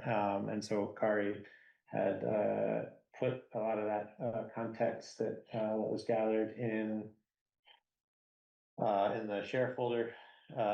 So with that, I think turn over to Kari to kind of dive. Yeah, hopefully this is along the lines of what you were looking for, but just to zoom out and get some a little broader context for class 4. So 11.5 miles officially of class 4 roads, and approximately 41 homes on almost 11.5 miles. And you can see it's not evenly distributed, right? There's some concentrations, including Apple Hill Road and Daly Road. And then I picked the road crew's brain of what requests have we gotten in the past few years, and so there's some notes in there about that. It struck me that Apple Hill is the one that we get the most regular requests, but there are some others. Hayden Road, it struck me as one that they said they've gotten more requests recently. I guess there was an Airbnb opened on Hayden Road recently in the past couple years. So, but otherwise, it seems like it's been more sporadic requests and not just winter maintenance, but gravel during mud season, that sort of thing. Can you explain the no gravel in mud season delivered didn't spread? What's that? Yeah, they just dropped. So the residents spread it? Or- Yes. Okay. Exactly. Yeah. So that's all seasonal too, right? Then nobody lives in there full time, correct? On Daly, Yeah. I believe so. No, At the very front, at the road, at the front road, Yeah. the very first house. Daily? Okay. Why does it say 12,000? So They're all Okay. Oh, got it. But the road has never been maintained or. Mhm. so. Just to remind you, the policy says that the winter maintenance, specifically sanding and tree removal, can be, sporadically as resources allow at the road commissioner's discretion. And there's a lot of language in there about upgrading Mhm. the roads, so that being at the expense of the owners. It's an interesting policy to review. Good to be familiar with. Cause going to a class 3 doesn't represent a lot of the class 3s we have here now. Yeah. That's a lot more to do. Yeah. Yeah, and I would say just having this discussion with the road crew, it raises concerns. It raises, like, one concern I would say that I was a little bit surprised by was just exceptions seem to cause stress. Mhm. And that's class 4. Special treatment. Yeah, just things like there's not expected. Yeah. I think from John's point of view, class 4 is, that's beyond his purview. Right. So And that was the Apple Hill. issue. yeah, that's why, I think we were caught off guard. I was caught off guard when we Yeah. started, thought we had an understanding and that's just not how he's been viewing it. But that it applies to mowing too. We talked about that, these exceptions on mowing. It's just, which doesn't strike me as a big deal, but it actually causes some. It does. Yeah, you can speak to it. Right? It does, yeah. I'm not seeing Elmslie. I'm just class 3. Remember, we talked about that night. It's like, Okay. why is Elmsley 3? And I actually, All right, I'm misremembering. Okay. it's Apple Hill that's class 4 from Elmsley up. Correct, yeah. And then class 3 for a portion of it On the on other the side. other side from Duger Brook. Right. It's just that the thing, it's like the practice versus when I first moved here, I didn't, Elmsley was not plowed. Right. And so I actually have never, I still don't drive on it in the winter because I just assume it's not plowed. Yeah. And apparently it is. Yeah, It is. that change, I don't remember when that changed. I noticed it a couple of years ago. It's been about 5 years at least. I think it's I don't know why it was done. Well, so after the Apple Hill discussion, I talked about, well, what about Elmsley becoming class 4? Would that help? And the response was, well, there's nowhere to turn around. They actually use Elmsley as a sort of escape route off of the maintained part of Apple Hill. Yeah, Mm-hmm. it gives them a way back too, a faster way back sometimes too, yeah. And then there were a few on here that I was surprised to see are class 4 roads that I thought were Yeah. ancient roads or trails. That, Yeah, I think that, we're kind of going off what the state designates. okay. And yeah, I agree. But maybe, no, you're trying to make this almost like a sort of a database of this. Yeah. It might be helpful To note that. to know which ones are actually actively used or, you know, Okay. based on your, and I don't mean to step on your question, Right. Jamie, but. And some of these class fours we plow in the winter. So it's like, you know, we don't plow them, we don't plow others. Right. Which ones? We plow some of these? So Piper's Ride? We plow Piper's Ride, we also One plow side. them going up from Duber Brook Road. No, actually, Pfeiffer's Ride is class 4 beyond the Passages. Okay. Again, that's like an ancient road. So some of It's these not are an actual a passable portion road. of the road. It goes over to Jack Hill. That was thrown up, it doesn't go all the way through. Yeah, it's a bog. That was It thrown can up. be there. No, actually it was thrown up, to my understanding, it does not go all the way through anymore. I don't know. Well, so for me, the definitive is the state highway map. Okay, if they show it, good, Yeah, they do. all right. I should include that. It is I'll share that link with you. I refer to that often. Okay, it is mucky in there. Well, I think the question is whether you need any further collaboration with us about the road crews. Just, you know, I mean, you're a road commissioner, so you can decide. Yeah. But do you need consultation from us on this? And I think that evenness is what we're trying to get to. It's like, is this fair? Yeah, And is there also a mechanism for continuity Yeah, from, like, if we all are not here anymore at some point, we won't be in these chairs, Right. so that sort of passing of the. I don't know what the answer is. I mean, Apple Hill is an exception to what we. It seems are to be, currently. And it's a long-standing exception, and the folks are organized and care about it and made their case effectively. So where does that leave us? I think the status quo, I suppose. Well, they do have more houses on that road than They- any of the others listed. And there's a higher density of houses on that road than many of our class 3 roads. Right. Which they mentioned. And well, and I think that there's a couple of roads in there that raise kind of an interesting question about, you know, you've got Chapin Road, which goes down to a town forest. And kind of begs a question, and there's also, you know, a decent amount of houses on that road, even though it's not, you know, it terminates in a cluster of houses. You know, what's the obligation to So this is. make it accessible? This is not all of Chapin. Portion from, what is it? the class 3 down to Pekin Brook. Peak, Yeah, I think maybe right. that. gotcha. Where's that development that there's something ridge, Blueberry? Yeah, Ridge? Yeah. It's that's just, from the that's edge private, down. yeah, gotcha, yep, Blackberry Ridge. Blackberry.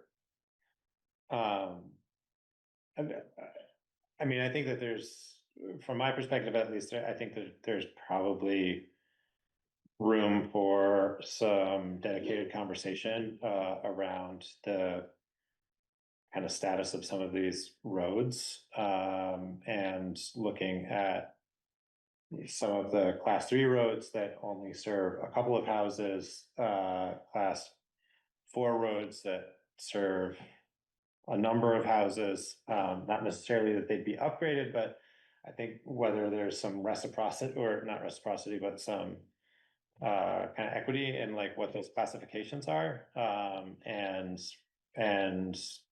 being clear about what happens after a class 4 designation, you know, the terminology. And I know that in this community is that we use the term ancient roads, but I don't know that that's represented anywhere from like a statutory perspective. There's trails, and then there are unmaintained roads. And, you know, I think that there's room for us to define some of these terms, and then on a somewhat more regular basis, defining what those road segments are and revisiting whether or not they, you know, what their statuses are. You know, I guess, cherry pick one in particular, you know, I think Daly Road being listed as a class 4 road that is largely the a right of way through a bunch of camps, like, could that just be downgraded to a private road? And not, People who. there's already, I know that there are people who already think it's private. And I guess. The select board meeting. I'd like to say that I have some influence over the interpretation of that. I think I hear what that. But I think that it'd be worth revisiting some of those classifications on some of these roads and starting to create a little bit more equity in like what their current designations are. And I think we're gonna need to have like some feedback, I think frankly, with from Toby about I think the economics of designation between class 4 and class or a trail or unmaintained road or a private road end up kind of becoming a moot point. But like if we're talking about declassifying something from a 3 to a 4, that is gonna start changing our mileage counts for compensated mileage revenue from the state. Yeah. Which But kind of also has like this weird. something, like, there's something to be said for if there's a portion of a road that is class 3. And there's a middle section that's class 4, like.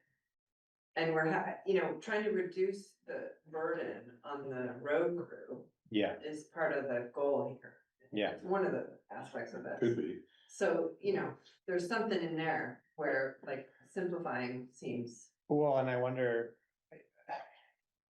like with Apple Hill, I guess to that point, like if it almost seems like if we revisit our class 4 road policy and where we have something like an Apple Hill, where we if we're going to more regularly participate in the occasional sanding or plowing support, or we have a segment of it that's not insignificant that is class 3, do we say that we're going to adopt a particular maintenance practice for that road that makes it more efficient and addresses road crew concerns for providing some of that support, but doesn't fully upgrade it to a class 3 road? That seems like a reasonable question to ask. That kind of honors the intents of the interests of the residents on that road. Sorry. Well, I'm just reading our current policy, which is to discourage the reclassification Right. or upgrading. That was sort of a funny thing to have in a policy. Yeah. Yeah. But it's up to the select board to decide Right. how to. That was one select board telling a future select board. Right? Yeah. The other thing I think is worth mentioning, and I think it came up before, but that we may be statewide beginning a trend of turning up roads, right? And there's a CAX article today about Morristown. Did folks see that? I just read that one. There's a proposal to turn up 20 miles of roads in Morristown. Yeah. For budget reasons. Turn up meaning bring them from 4 to 3. They were From gonna 3 to 4. From 3 to 4, or for some of them, they were just saying we're just calling them private, Or like private, just giving them entirely calling them private. But giving out maintenance of them. Yeah. And any revenue they get from the state. There was something in Burlington about that too recently. Yeah, In yeah, the the- Old the- North End, there was That's some funny, I like remember that. complication on. Yeah, the What town road announced it town- wasn't gonna do the maintenance that they've been Yeah. doing on these private stretches. Yeah. People didn't realize we're private. Right.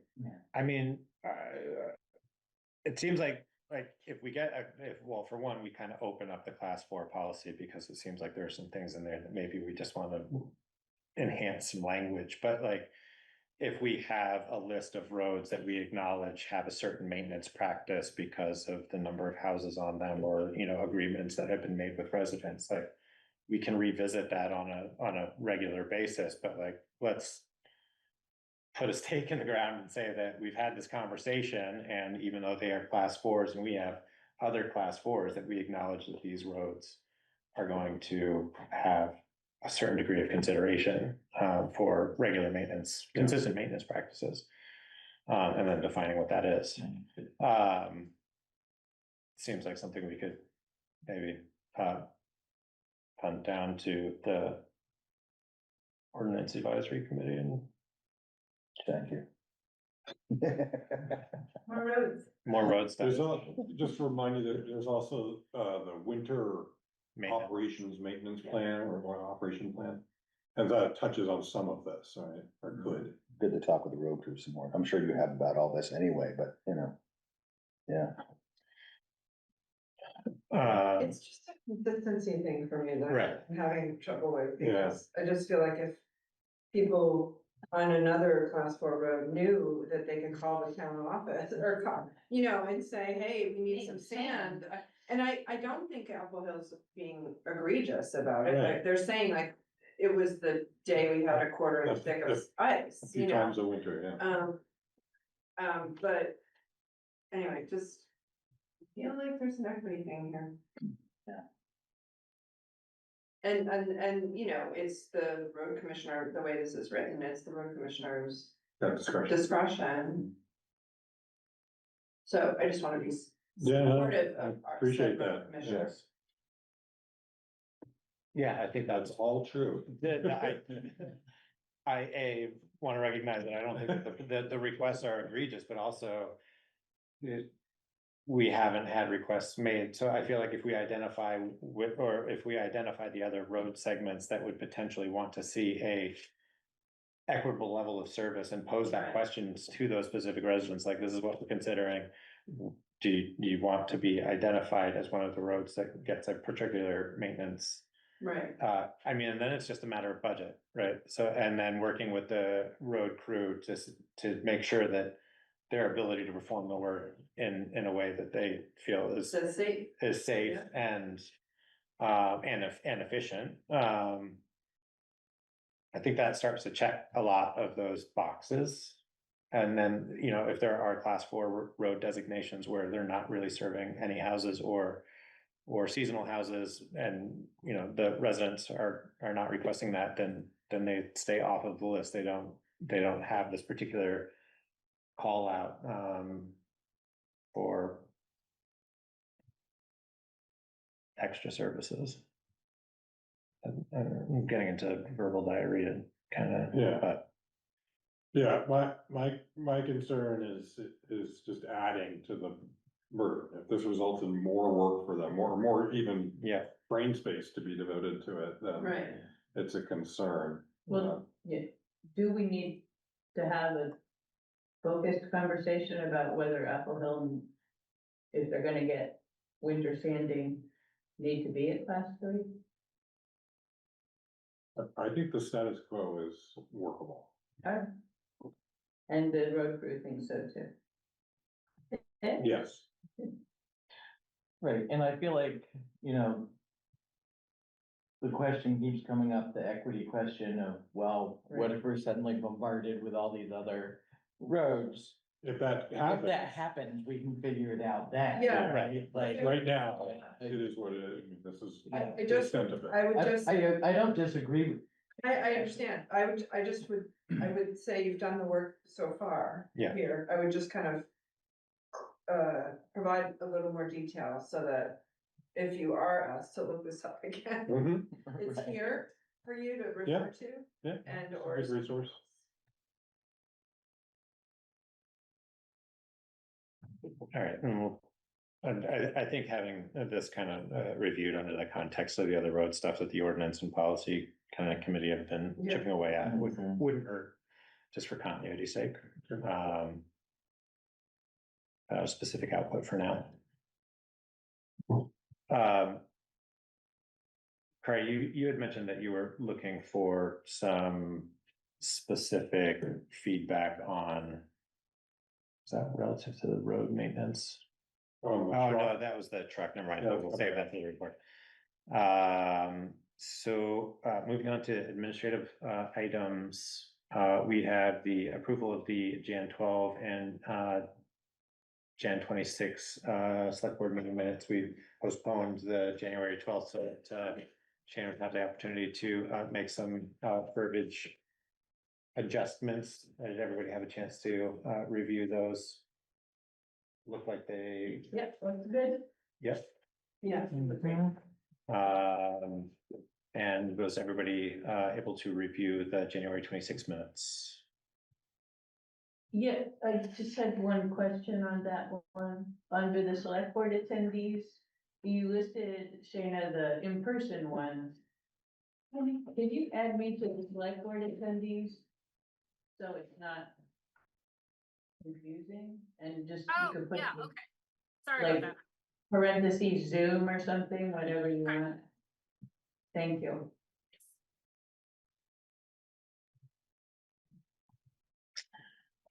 Is everybody comfortable with making a joint motion to accept the January 12th and 26th meeting minutes? That's just amended. As just amended, Yeah. reviewed and amended. So moved. Second. All in favor? Aye. Thanks, Dana. Great.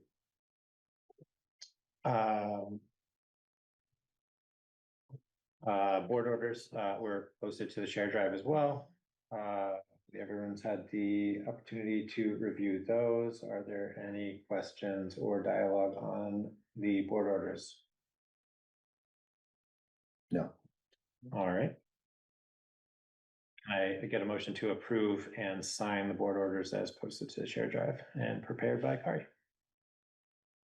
So moved. Second.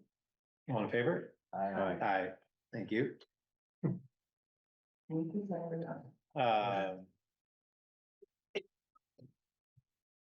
Oh, the vacation leave, yep. So we have a consideration to approve the exception of vacation leave accrual.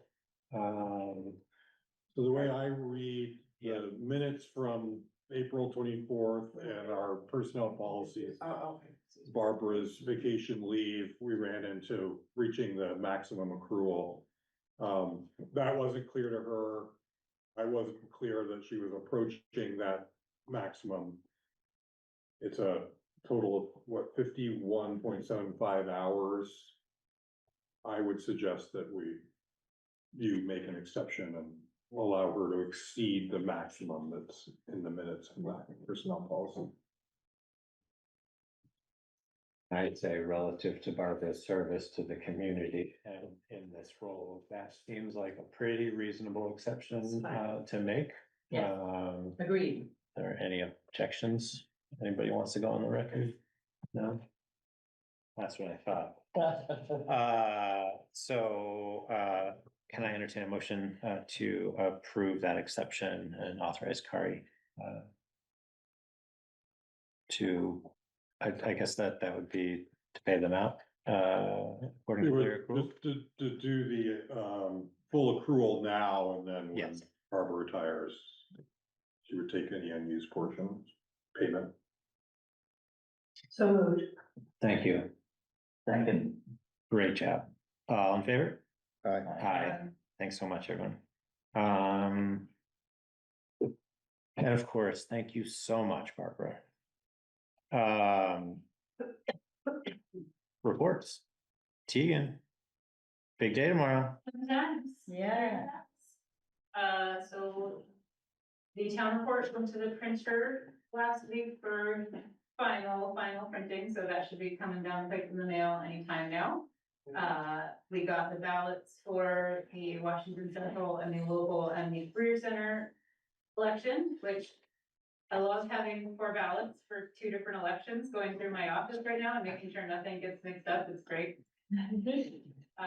And voting has been brisk. We've had, I think I've received about 250 votes so far for tomorrow's election in early voting. And I've already received some voting ballots for town meeting elections, so people are hot to exercise their democratic, rights these days. And then Kari and I have been working on the hiring process for the new assistant clerk select board administrator, which we'll talk more about, but that has been a really positive process. And tomorrow we will be voting in here, so I might invite some of you to stay for a few minutes afterward and help me move things around if I couldn't set up here today. time are you opening up tomorrow? We will be open 7 to 7, Oof. and the town hall or the town office will be closed, so we will not be doing business. Thanks. Great. Thank you, Tina. Lots of plates. Staying on it, plate spinning. Larry? So, the 2014 Western Star dump truck, that was part of the financing plan for the new truck. And, last we spoke, Charlie Boyce had changed their offer from a $50,000 trade-in value to $20,000. And you said that's not good enough, and I had a couple conversations with the owner. They actually towed it, they saw our point of view that, you know, it was indicated as a trade-in, and there was this over 2-year waiting period while we're waiting for the truck, and we're still waiting for the body. And they towed it to their shop, did a full evaluation. It's got a number of issues, there's no question about that. And they upped their offer to 35,000. So it's 15,000 less than we had planned. But after, you know, talking it over with John and Tyler and Toby, I think that's about as good as we can expect to make on auction. Probably better, frankly, given the number of issues it has and its age. We've been using the truck in 2 years or 2.5 years. Yeah, well, it's our spare. Yeah. We actually would have used it in the past couple of weeks. You know, well, maybe, but we're down the truck currently. Anyway, we you know, something needs to happen, and I think this is probably the best we can do, and it will mean drawing 15,000 from the highway capital fund to complete the financing of the new truck. Thank you for improving the situation. So that seems okay, proceed. It does, Okay. to me. John, that might be a little bit about some of the truck stuff, and, Yeah, you know, what are we gonna do in the future? I mean, would you wanna change who we get trucks from in the future because of this? yeah. I mean, it seems to me like it's only going one way here. Absolutely. The next truck that we have lined up, because there's a new truck in the budget, right? That we're gonna avoid Western Star altogether, go with a Mack is the preferred, so different dealer. And they've also, identified a different service provider for Western Stars. It's based in Lebanon, it's called ATG. And that was based on research they did with other road crews who've been having issues, of course, with Charlie Boys. I think one of the issues with Charlie Boys is they're large, they have a lot of large accounts, and we're small fry. I think that's part of it. That was the other thing I just wanted to update you. We've had truck issues this past month, and John's truck, which is the newest truck in our fleet, the 23 Western Star, has a warranty issue, and we're hoping to get it back by Wednesday, but no, they were out Saturday morning with two dump trucks and, you know, the S600. Yeah. So it's just not enough to do 80 miles of road. We And, just You need. did a good job. yeah, yeah, It's a they've long day, they've though. been doing well. So anyway, that's the brief update. Do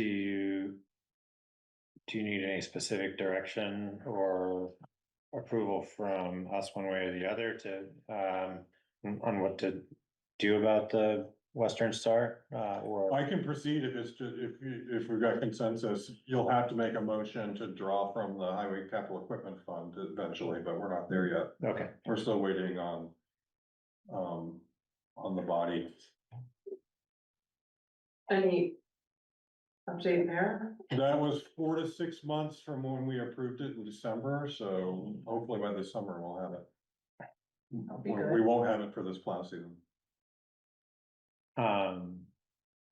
I just wanted to note that I've gotten some feedback from some residents on Lightning Ridge about just kind of like the development of icy ruts. And was just curious, I noticed that, county had seen, or like the north end of county had seen some grading not too long ago to knock down some of those ruts. I assume they use a grader because I could see the like rake marks. Is there a plan to kind of work through? I think we have some snow coming, like in a couple of days, but Tomorrow night. They were using the grader as a makeshift plow, you know, Yeah. and then winging, the banks, but, I'll ask, I didn't. Okay. I wasn't aware of that. John, Those did that? roads are sort of everywhere. They are, I'm, you know, with the limited sanding allocations Yeah. that we have and, you know, if we don't have the trucks to make the regular passes with the plows, you know, those, as we get in between more significant snow events, those ruts can kind of get pretty dicey and kind of flinging vehicles around. We may be going into like a thaw freeze. I was gonna say that it's gonna warm a little bit, and that'll make it a little But different. I'll certainly talk with them about it, Yeah. what can be done. The small bridge on Max Gray Road, I saw John down there take, those ruts were 5 inches deep. Yeah. And he went down there with the grader and he was able to get the grader on the bridge. I don't know how he did that. And was able to pull those ruts out, but it took him a little while to do it. Yeah. I think it doesn't look like, even with the little bit of warming that we're gonna have, it doesn't look like we're gonna be warming substantially Yeah. anytime soon. Yeah, so, considering you we're know, talking about inches of ice. Yeah. Okay, I just wanted to pass along that kind of concern. Yeah. Thank you. Yeah, thank you. Right. So the remaining agenda item is the consideration of hiring for the assistant town clerk and select board administrator role. That sounds right to everyone. So I guess managing expectations. We can have some initial discussion about that if anybody feels that it would be appropriate or necessary to go into executive session. That would certainly be appropriate. And we'd likely want to invite in Kari and Tegan, who were involved in the interviewing process, to kind of work through any of that dialogue. So in the event we go into executive section, there's not going to be any business afterwards. So members of the public and recording specialists, I guess if we go in at that point, we'll wrap up the minutes, keep everyone apprised of what the decisions are as a result of that. Anyway, so for some initial discussion, Kari and Tegan, you want to just kind of give a 30,000-foot view of the process and kind of where we're at? Sure. Yeah. Do you want to do it, Tegan? We put out word on all our usual channels, and then we were fortunate that VLCT selected us as, they've been doing a program where they're putting out one, I think, of the things put up on their job posting site up on 7 days, just to try and get a little more traction and to get people, both to get other people to come to their website and look at the rest of their postings, but also to give towns like us a boost because it's not cheap to get on 7 days. So we had 9 applicants. We had a 10th, but it seemed a little dicey and I emailed them and they never emailed back, and they were in Massachusetts, so I'm assuming that's not. But all the rest of the 9 were local, most of them were in Calais. And so we did Zoom interviews, we did 20-minute Zoom interviews with 3 of them. And then after we completed those interviews, we called back 3 of them for a second in-person interview at the town office, and that one lasted about 40 minutes, and we had Christy with us there as well for that part of the process. And then we put our heads together and came up with a candidate we were in favor of, and then we called their references and got nothing but positive responses from the references, nothing out of ordinary. It was all very enthusiastic. And the other thing I just want to say is all 9 candidates were hireable. We had such a great pool of applicants They range in age from 20s to people wanting retirement jobs, people who've been here a while, people who haven't been here a while. It was just such an interesting cross-section of people to get to talk to, and I think I speak for Kari and myself both, we really enjoyed just getting to chat with these people.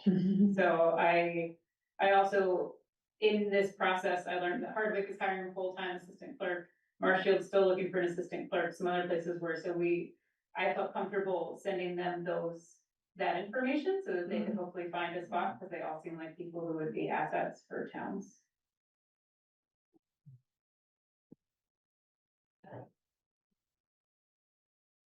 I also want to acknowledge and thank Christy for participating in that as well.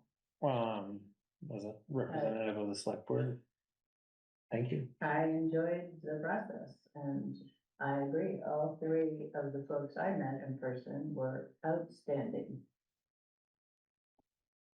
Nice to hear. Yeah, it's super nice to hear. And yeah, I think encouraging that people are, motivated to find work within our community. That's really cool. At a minimum and very selfishly, hopefully we kept track of some of the other ones in case we want to fill some volunteer positions. Right. Do fellow select board members have questions about the recommendation? People feeling like it'd be appropriate to go into executive session before making a decision? Just to have some dialogue around that? Yeah, I think that would be great. That makes sense.